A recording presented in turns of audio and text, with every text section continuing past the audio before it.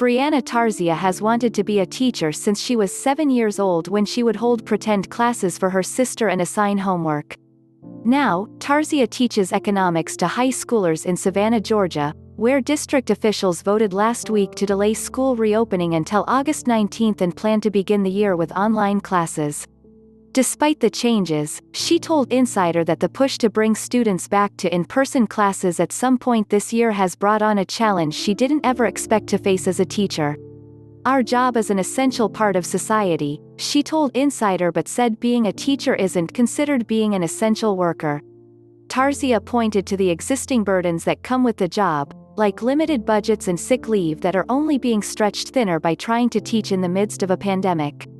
Weeks ahead of the upcoming school year, the recent surges of new coronavirus infections across several states have prompted authorities to announce alternative plans for the fall, including staggered schedules and a mix of in-person classes and remote learning.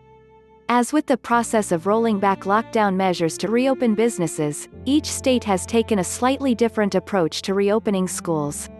Major public school districts including New York City and Los Angeles announced earlier this month delayed start dates and continued remote learning. But despite the temporary options, teachers in states that have been hard hit by the virus told Insider they feel locked in an impossible choice as long as there are still growing numbers of cases in their states. Jenna Sosa, a 5th grade teacher at Bernalillo Elementary School in New Mexico and a new mom, told Insider that thinking about teaching her students in person during the pandemic has marked the first moment where she's had to pick between my family and my job. "We are extremely dedicated individuals and we love what we do," said Sosa, whose school serves low-income children and approximately 1,300 Native American students. "But we all are concerned. We don't want the kids in any danger. We don't want to put our families in danger. This is the choice." Teachers represent a high-risk group for infection, as data from the National Center for Education Statistics say nearly 1/3 of public school teachers are 50 or older. Many like Sosa are also parents and caretakers who worry about bringing the virus home from school, where strained janitorial staff would be expected to keep up with constant sterilization and teachers might have difficulty finding a substitute if they get sick.